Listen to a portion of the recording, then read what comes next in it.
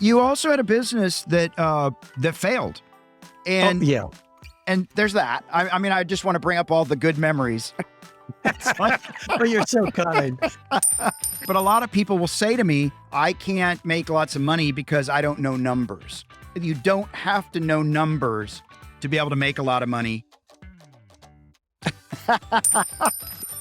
Bob, what are the two things that support people to lose weight? Probably not eating or eating healthy. Yeah. Eating less. And what's the second thing? Eating less and, knowing your nutrition, knowing what to eat. That's still a part of the food thing. Uh-oh. Come on, Okay. Bob, you can do this. Oh, no, I'm not going to lose any weight. Well, I fasted last week and I lost 8 pounds. So you fasted. What else could you do to burn up some of that food? Oh, you could exercise. There we go. There we go. See, thank you for the spoon feeding. Welcome to another episode of Money You Should Ask, where everyone has something they can teach you. I'm your host, Bob Wheeler. In this episode, we are going to explore why we do what we do when it comes to money. As a CPA for the past 30 years, let me say 25 because that makes me sound younger. I have seen it all when it comes to money and emotions. And if you think I'm talking about my clients, I'm not. I'm talking about myself.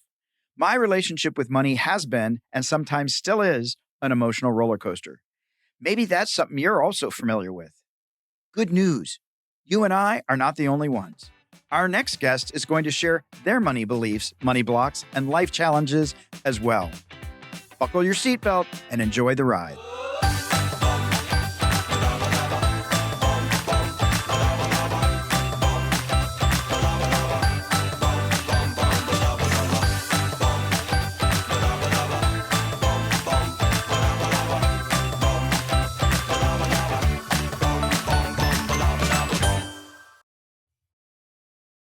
Our next guest is Rennie Gabriel, the financial coach.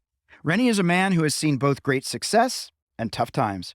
After 2 divorces and a business failure, he was left broke at the age of 50. However, Rennie refused to give up and became a multimillionaire, learning the 3 secrets of the wealthy along the way. He has now written an award-winning best-selling book called Wealth on Any Income and donates 100% of the profits from his online programs to rescue dogs and soldiers. Rennie, it's so great to have you on the show. Thank you, Bob. It's my pleasure to be here. So, Rennie, I have to jump right in. You had some tough times and you've had some good times. Couple of divorces. That can be expensive, emotionally and financially. Yes. It was more the financial than it was the emotional, because from the standpoint of, oh, my life is going to be a little bit easier with these women out of my life. But it cost you. Oh, yeah. But I paid for it. Absolutely. You paid for it. And you also had a business that failed. And yeah. And there's that. I mean, I just want to bring up all the good memories. Well, you're so kind. But I mean, for a lot of people listening out there that have struggled, that have had a business, have tried something and failed, that can be a real hit to the ego, or it just to the momentum that we're trying to get ahead. How did you stay in the game? Because you talk about you refuse to give up, but for a lot of people, it's just not that easy. Yeah, well, it's desperation. The business, it was an art gallery business, and it was 1982, and the economy was just as bad as or worse than we had in 2008 and, things of that nature. But what I do remember was being 3 months behind on making the mortgage payment, with the bank threatening to foreclose, with going out and collecting soda bottles and cans to get the refund money so I could buy food for my family. So, when I look at my situation now, I can say, I know what it's like to be broke, really broke. I can have sympathy for people, but when I get to the desperation, it's like, this is going to be a little bit embarrassing, but can you see someone who is a certified financial planner collecting bottles and cans to get refund money? Yeah. Okay. That's how bad it was. Yeah. And we've all been there, right? We've all been there. And it does feel embarrassing. Yeah. Oh, absolutely. What if, I'm a failure. I can't support my family. I got professional designations. I'm not earning a living. Yeah, exactly.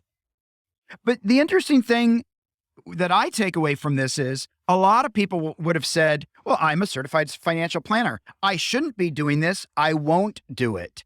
And yet you were humble enough to say, you know what? I really don't like being here, but I'm going to go and get the frickin' bottles and I'm going to recycle. Right. And that's, I think, is a key difference for a lot of people. You still were willing to do it. Got it. Yeah. Doing whatever it takes. And, if we're going to talk about embarrassing things, here's what I've discovered, which I think is crucial. And you've probably heard it before, but when it comes to money, parents can't teach what they don't know. Yeah. Teachers also can't teach what they've never learned. But what I really discovered, because I owned a pension administration company at one point in time, and all of our business came from referrals from CPAs. And I started asking the CPAs, was it in your coursework to teach your clients how to do personal budgets? So far, not one of the hundreds I've asked said there was any budgeting or personal financial training in their coursework. Right. And now I'm a certified financial planner. Like I said, it wasn't in mine either. The foundations are not there. Right. And the public will turn to their CPA or their financial planner and expect to learn how to do the fundamentals because they didn't get it in school or from their parents. It's not there. It's not there. And I work with financial planners. I work with attorneys, and I do taxes for all these folks. They struggle like the rest of us if they didn't get the download. Yep. And so, I spent a lot of time. Like I said, I'm going to get to one more embarrassing thing. I'm finally in my 40s. And I'm I love your humor because I thought you were 30. So, Oh, thank you so much. And I end up going to a 12-step program called Debtors Anonymous. And that's where I learned how to handle money on a personal foundational level. A 12-step program. Yeah. And that's a great program. Mm-hmm. There is a lot of solid information for people out there struggling. They've got great information, and it also addresses the mindset and Exactly all that personal stuff, because that's a big part of it. We were joking offline, and you said, I have trouble doing 8 divided by 2, right? The math is not your forte, but a lot of people will say to me, I can't do tax stuff. I can't make lots of money because I don't know numbers. Yeah, and I don't think you don't have to know numbers to be able to make a lot of money and do other things. Oh yeah, I'm proof of that. Yeah, I did. I literally, I got a D in math in high school, but that was because the teacher knew I was doing my absolute best. I turned in all the homework, but the reality is I failed every single exam. Yeah. But he knew I was trying my hardest, so he gave me a D. But the reality is I failed high school math. Yeah. Yeah. Well, I think part of the problem, my perspective only, we don't make some of the fundamentals fun or interesting. And I don't think we do enough to engage people to want to understand math or to want to understand budgeting and money management and all these things that are definitely foundational. Yeah. And you're right, because if it's not fun, it's difficult to tackle. And one of the things I avoid talking about are doing budgets. And the reason for it is, if you think of a budget, you think of lack, sacrifice, deprivation, all that stuff. It's like a diet. What are the first 3 letters of the word diet? Yeah. Die. Yeah. Yeah. It is not enrolling to either diet or to budget. Right. So the term I use, and I picked it up from, I think it was Dominguez. I can't remember his first name now. And Vicky Robb. Anyway, it's I support people to create a spending plan. Yeah. Let's spend money in alignment with the goals you want to achieve. Let's spend money in the categories that you enjoy. Let's spend more there and less in the categories you don't enjoy. A spending plan is appealing because it's about spending money, not budgeting. Right. Not lack. Not lack. Exactly. Not sacrifice, not deprivation. Exactly. And when you work with people, what has been your experience as, the one or two biggest obstacles for people getting in their own way? Well, the two biggest obstacles, one is mindset, which you touched on, and the other is lack of knowledge. Right. In this, it's different from the standpoint of mindset when you're dealing with someone who's overweight, as an example. They have the knowledge to lose weight. Bob, what are the two things that support people to lose weight? Probably not eating or eating healthy. Yeah. Eating less. And what's the second thing? Eating less and, knowing your nutrition, knowing what to eat. That's still a part of the food thing. Uh-oh, Come on, okay. Bob, you can do this. Oh, no, I'm not going to lose any weight. Well, I fasted last week and I lost 8 pounds. So you fasted. What else could you do to burn up some of that food? Oh, you could exercise. There we go. There we go. See, thank you for the spoon feeding. Talking about food and Talking about food. Yes. Anyway, so yes. Now, do you think there's an obese person that lacks the knowledge of if they eat less and move, they could lose weight? Right. Yeah. So knowledge is the booby prize. But when it comes to finances, the knowledge is missing. There's no easy way to know how to do a personal budget. I mean, I created my own forms based on what I learned in Debtors Anonymous. Yeah. To take care of the things that don't show up monthly, like auto registration or repairs or back to school clothing for kids. People don't know how to plan for the unexpected without having some guidelines. Yeah. And it's not taught anywhere. It's not. And I think, I think a lot of us just think because we're supposed to know better, we're just going to pretend like we know better instead of meeting ourselves where we are. Instead of saying, yeah, I don't actually really know a whole lot of this stuff. I might need to ask questions. Oh, yeah, it's embarrassing. Yeah. It's like we're all supposed to know it, like we're going to get it through osmosis. Right. But it doesn't happen. No, and it's interesting when I used to go to continuing education classes for CPA licensing, and some person's teaching and they're using a whole bunch of big words with more than 2 syllables. And I would sit there and go, excuse me, I have no idea what you're talking about. Can you talk to me like I'm an idiot? Because I'm an idiot. And I could see everybody around me going, thank you, thank you, thank you. Nobody wanted to ask the question. And I'm just like, look, I'm from Tennessee. I'm not bright. I'm okay with that. Help me out. Because I didn't know. And then once they explained it in a way, I could say, oh, I get it. But pretending to know just didn't serve me well. No, it leaves you in the dark. And I'm not too embarrassed to say, I mean, it may embarrass the speaker that he's talking above people's heads. Right. Because that is not how any of us learn. No. And I'm not impressed. I don't need to be impressed. I just need the information so I can go out and help people.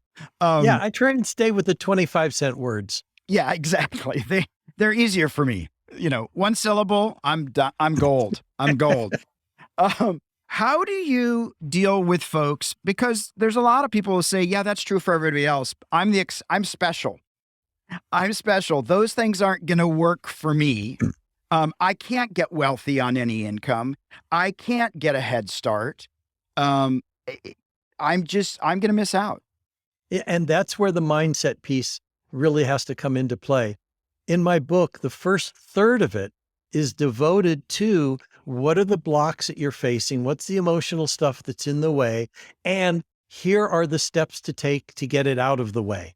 And if I don't have that first third handled, where I'm moving their emotional stuff off to the side, the latter 2/3 of the book with the tips and the techniques is just a waste of print. because they're not going to be able to put it into use. And the best story that I have to illustrate that, I've got many, but one of them was two attorneys, a husband and wife attorney set. The wife came to me and said, Rennie, my husband wants to borrow $12,000 against the equity in our house because we're short $12,000 to pay income taxes. But she didn't say it calmly. She was screaming at me. Right.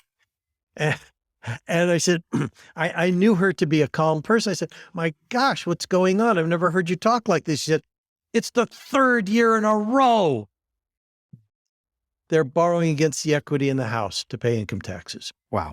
So we get together, and now this goes back 30 years ago. He was earning a good living. He's earning $180,000 a year. She wasn't doing much work as an attorney.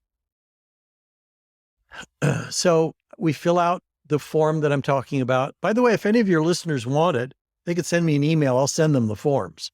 Awesome. Awesome. We fill out the form and we're guessing. I said, what do you think you spend here, there, whatever? One of the categories that stands out was meals out.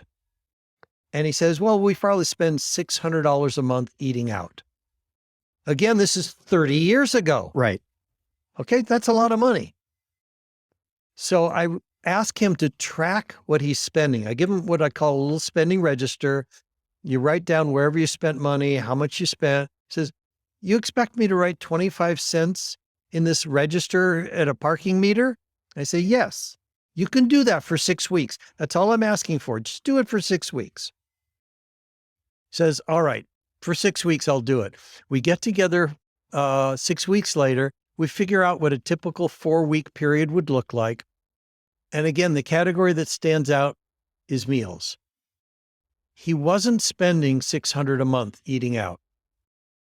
Now that he tracked it, he found out he was spending $1,600 a month. Wow. That's $1,000 a month. He ate everything he needed to pay his taxes. Right. Wow. And from that, getting through the mindset, getting him willing to do it, his financial life transformed. He was no longer short paying the income taxes. He was able to buy a new car. He was able to take a vacation with the family. He was able to do all sorts of things he wasn't able to do before, including paying down $90,000 in short-term loans. Wow. Over the next 24 months. And guess how much more money he was earning besides he was earning 180 when we started. Guess what he was earning 2 years later? I hope he was at 250. No, he was still at 180. Oh, wow. All of that occurred because he changed how he was handling what was coming in. Yeah. Yeah. Awareness is such a pain point. Oh, believe me, that's what I faced at age 50, broke after 2 divorces and a business failure. It's, we don't want to know, like, there's part of us is like going, nope, as long as I don't know, it's 600 for the food. It's 600. Because if we know, then we actually might have to take action, or we have to give up our story of our sad little pitiful me. That's correct. And those who are willing to face it, transform it. Yeah. It's hard though. And for you, Debtors Anonymous and different things, how can people, it's because it's embarrassing. How do we ask for support? Do we go to a financial advisor? Do we go to a financial coach? Do we? You can. Because of the embarrassment, the advantage of going to a 12-step program is everyone in the room is facing the same problems. Right. Right. They're there recognizing they're not alone. I've had people who've come to me and said, I've gone to a financial planner or I've gone to my CPA and I explain my situation. They talk down to me. Mm-hmm. They say, what's wrong with you? You just need to do a personal budget, but they don't show me how. But in a 12-step program, whether it's alcoholics, whether it's debtors, whether it's anything, you're not alone. And therefore they're willing to talk about this stuff. They're willing to support one another. Yeah, it's so interesting because it is embarrassing. Our family's going to judge us. Yep. I have had many clients that are afraid if their parents find out, they won't love them anymore, Mm. right? As if there's a dollar amount at which parents stop loving children. And maybe there is, but right. But there's this whole belief system, this mindset that I'm not enough if I can't do these things. And if I don't know, I should have known, even though nobody told me. And then there's shame in like not even be able to get the download right, even though it wasn't given to you. You're absolutely right. And that's a frustrating thing for me, because that is what blocks us from transforming our situations, growing, developing, and succeeding, is the embarrassment of, what someone else is going to say, how someone else is going to judge us. It could be a mother, a father, a sibling. It could be a school teacher. It could be anyone. And until we recognize we are whole, we are enough personally, I mean, I don't give a darn what other people think of me. Right. It's none of my business. Right. And when I got to that is when the transformations began to occur. Yeah, I think that's such an important thing. And I do talk about this a bit. For a while, I was afraid to step up or speak out because somebody might judge me or somebody might not like me. The reality is, there's people that don't like me. There's people that are judging me. They're already doing it. So, who cares? Let them, give them more stuff to talk about, whatever. But for me, for a while, that held me back. Like, oh, I just, people, they might talk. No, they're talking. They're talking. Yeah. Just go for it. What's true for you? Yeah. One of the funniest experiences I had was in a seminar where a part of it was I needed to build a PERT chart, a flow chart, which I had no idea how to do.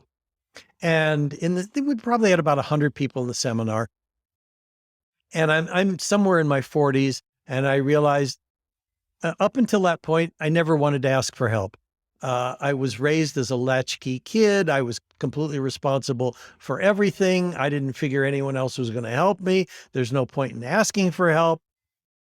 And in the seminar, I finally realized I'm going to ask for help. I'm going to have a breakthrough.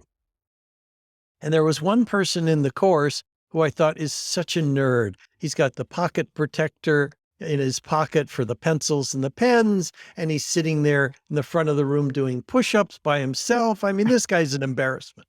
Right. So I say, I need for my project to design a PERT chart, and I don't know how. Is there anyone in the room who could help me? Guess what? The only person in the room who offered to help me was the nerd I didn't want to talk to. Right. And he was such a wonderful person, and he helped me do it. It turns out he was an engineer for some aerospace company, and this is what he did for a living. Wow. Wow. And so what I learned from that are two things. You don't accomplish anything if you're not willing to ask for help, and you never know where it's going to come from. Yeah. And I mean, my life began to transform when I became willing to ask for help. And then as I started to learn about businesses, and the most successful businesses, they are not run by one person. Right. Now, Bob, you know who Warren Buffett is, right? I think so. Now, you probably know who Charlie Munger is, don't you? I've heard the name. Okay. He's half of Berkshire Hathaway. Yeah. Warren is a visionary, and Charlie's an execution master. Right. And when I look at Steve Jobs and Steve Wozniak, Elon Musk, and Gwen Shotwell, and you look at the most successful businesses, and you've got more than one person running it. Right. My business failures were when I was alone. Right. My business successes are when I had partners. And the reason I was able to go from broke at age 50 to multimillionaire at 58 is because I recognized if I have partners, it'll happen. And I had a realtor and my wife, and the three of us went from the first 3-unit property we purchased to another 47 units on top of that within 5 years. Wow. What I created this expression, wealth creation is a team sport, not a solo sport. Yeah. And that involves asking for help and working with other people. And that is what created the success that I've ended up having. Yeah, I couldn't agree more. I ended up bringing in a partner into my CPA firm. I was doing so much work and ready to have a mental breakdown just because it was a lot of pressure, and bringing in another person that had a different perspective, that had the same perspective with clients and stuff. I mean, picking the partner is important as well. Like finding Yes. somebody that's in alignment with your values and integrity and all that. But it was a life changer bringing in somebody else and sharing the wealth instead of like, no, I have to do it all by myself. It's got to have my name on the door. Like, yeah, I want some peace of mind, and I like working with other people. It's a little more fun. Yeah. Yeah. Sharing the load is so much easier. I mean, when someone dies and you go to their funeral, you don't have one person trying to lift the casket. Right. That's right. You got 6 people. Well, in my family, they've got 8 people because they want to get them buried as quick as possible. Like, get them in the ground. Don't let them back. No, I'm kidding. Well, let me ask you this. I was thinking about with a lot of people, and support is so important, but like in my family, and it took me a while to see this, and I can't imagine I'm the only family that does this, where money was used as a substitute for love. If I give you some money, will you love me, or will you behave a certain way? And my grandparents didn't feel like they were deserving, so they would bribe us with money to like them better than the other grandparents. And of course we did, because we liked getting the money. Why not? Sure, for $100, I like you better. And but what I didn't realize was later in life, I realized I had been doing that same thing. If I didn't know how to solve a problem, throw money at it, and you don't have to talk it through. If somebody's not behaving, withhold money until they behave better. And I'm wondering if you come across this. Is this familiar? It's familiar from situations like you're explaining, and it reminds me of the cartoon I saw where the guy is on the slave ship and whipping the people rowing the boat, saying, if morale does not improve, I will whip you more, or however it goes. Yeah. What is it? The whipping will continue until the morale improves. Right. Whatever and that's what I'm hearing from you. Yeah. I have fortunately not experienced it personally, but I have run across a few people when they've talked to me that, yes, love was measured in dollars. It's so interesting because with some of my clients and people, whether it's in coaching or tax clients, people are devastated when they get written out of the will last minute by a spiteful parent. I'm going to give it all to the other, I'll give them $10 so it can't be disputed that I didn't think of them. Right. But, people walk away and what's left in a will or in a trust to the beneficiaries can be devastating, when it unfolds in the end. Yeah. But it's so funny that you brought it up, because it does remind me of a personal experience. My stepdaughter has a father who equated her obedience with, some future benefit in his will. And the problem was he had a personality disorder that was diagnosed, and she just didn't want to work with him. And when she got married, prior to the marriage, her fiance at the time said, "You cannot exclude your dad from the wedding. We do need to create a line of communication with him." She hadn't spoken to him in 6 years. Wow.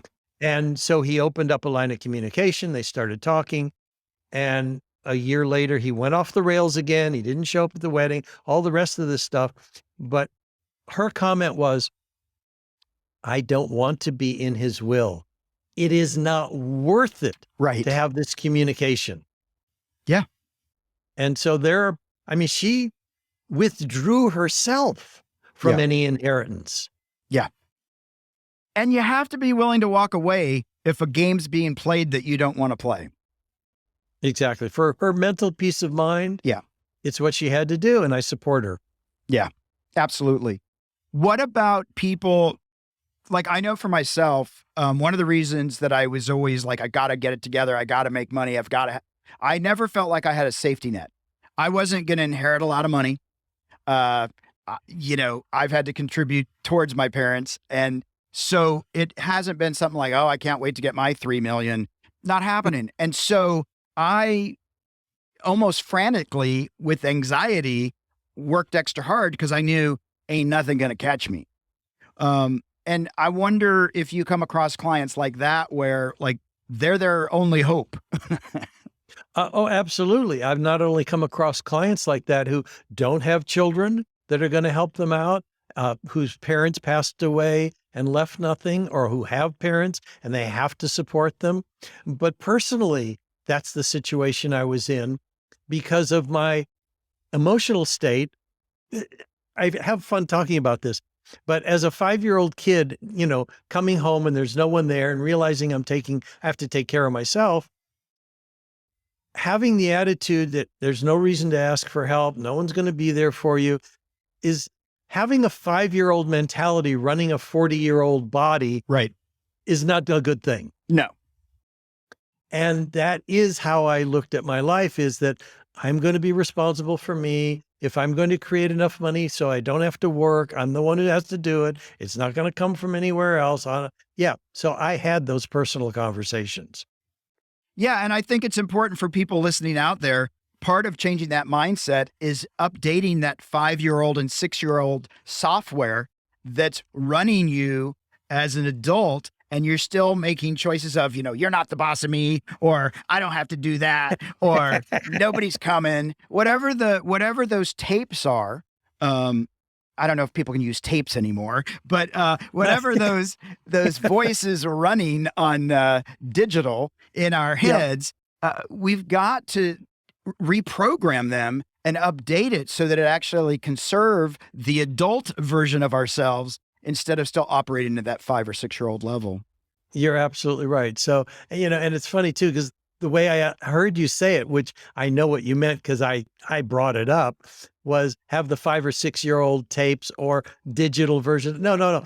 It's, if I'm 40 and I subtract 6, 30, it's a 34-year-old right tape that's running. That's right. And there was tapes 34 years ago. There were.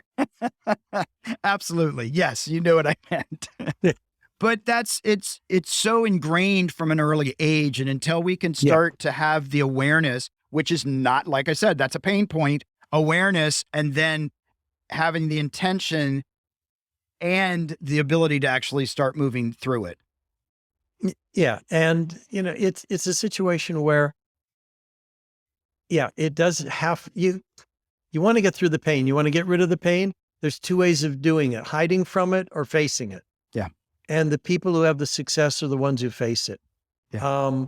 I was willing to ask for help in that seminar. And the only person who was offering the help was the only person I didn't want to talk to. What a great lesson. Well, absolutely. Opportunity doesn't always look like we expect it. And many people miss opportunity because it didn't come with a red bow, or it didn't come wrapped in a specific wrapping paper. And there it went. Yeah. So, well, Rennie, we are at the Fast Five. The Fast Five, which is brought to you by Acorns, where you can invest spare change, bank smarter, save for retirement, and much more. For information, click on the link in the show links. So, Rennie, we're going to go fast and furious. We're just going to roll through this, see what happens. You ready? I'm ready. All right. How often do you take vacations and time off? How often do I? Now, I take off at least 1 day a week. But because of the pandemic, we weren't able to do vacations. I take the whole family, extended family, their kids, grandkids, and we take at least 1 week trip together. And there's probably another 1 to 2 weeks a year that I take off as well. It's good to recharge. Yes. Absolutely. What's the most expensive thing you've purchased that didn't meet your expectations? I got a new computer for my wife. It's 3 months old and the camera isn't working now. I would expect better. I would expect better. What do you secretly spend money on that you don't like people to know you spend money on? Hawaiian shirts no, I don't, that doesn't bother me. I was going to say Hawaiian shirts at thrift shops. Doesn't bother me. What do I spend money on that? My wife spends a lot of money on flowers and she's got so many already. I don't know where she puts them all. Gosh, I must be a real tightwad. Well, that's a good thing.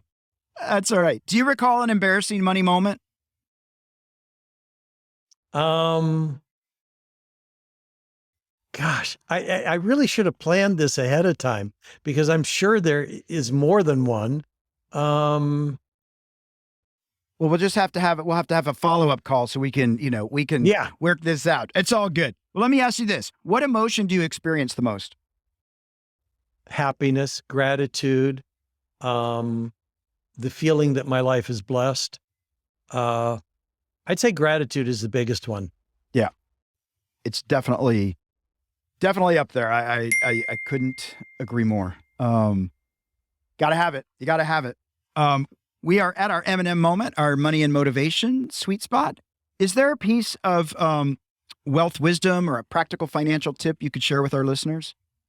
The most important is that it doesn't matter if it's business success, it doesn't matter if it's relationship success. It still follows the same lines, and that is wealth creation, business growth, you name it, is a team sport, not a solo sport. Yeah, absolutely. Well, Rennie, I knew that we were on similar mindsets, and so Yeah. I was really excited to talk to you today. It's for me, really, that piece about gratitude is so instrumental in the way we approach life. From my perspective, if I don't have gratitude, it doesn't feel like there's not much point. And being able to be humble enough to go to the recycling bins, right, and get what you need, right? There's so many people that will say, "Oh, I want this, and why don't I have it? Oh, what do I have to do to get it?" Yeah, I'm not doing that. And I think what separates some of us is the willingness to say, it doesn't matter how it looks like or how embarrassing it is. I'm going to keep moving forward, and I'm going to move through this instead of trying to work on a perfect image and trying to just skate by and hope nobody finds out. Like, warts and all, this is how I'm going to show up. Love it or leave it. I'm going to keep pushing through. And so I really appreciate this piece about saying, like, this is embarrassing. I don't know how to do a budget. I don't know how to ask for help. I'm supposed to be these things. Look at my titles. Look at my position in life. Look at the neighborhood I live in. And I don't know. It's a humbling place to be where we can look at that and say, and I still want to get to the other side. I'm not going to let this take me out. I'm gonna forge through. Listen, 2 divorces and 1 failure. We've all had these kinds of things going on, and so many people, I think most of us, and I've been guilty of this, try to live our lives and hope that our secrets never get exposed. Right? If I could just make it to my last breath and nobody knows, I've won. The reality is this is me. And the more we can be vulnerable and the more we can be honest with ourselves, the more we can have the whole world. I agree with you completely. You've summed it up beautifully. And it was such a pleasure to talk to you, Bob, and be on the show. I really enjoy who you are. Well, thank you. I love what you're doing out in the world. That's so awesome. Where can people find you online and social media? And we'll invite our listeners to go there. My name isn't the easiest to spell. Rennie is Rennie, but if they go to Rennie Gabriel, they can find me on LinkedIn, Facebook, Instagram, all that kind of stuff. And if they go to my website, which is wealthonanyincome.com, and they put /TEDx, they can get a free 9-step roadmap to complete financial choice and philanthropy. I donate 100% of the profits from the work I do to charities. And there's a 27-page explanation of this 9-step roadmap. And they can hear my TED Talk where we'll cover some of the stuff we covered here. That's awesome. Well, we'll put that in the show notes. And it just made me realize we could probably spend a whole hour or more talking about the importance of philanthropy and service. At least from my perspective, I think it's so important. And I think it's so important that we pay it forward if we have the opportunity, which I think we all do, even if it's giving somebody a hug or a smile. It doesn't cost anything. It's so important. So I appreciate that you're doing that in the world as well. Rennie, thank you so much. It's been such a pleasure, and I look forward to staying in touch. Thank you, Bob, and I look forward to it as well.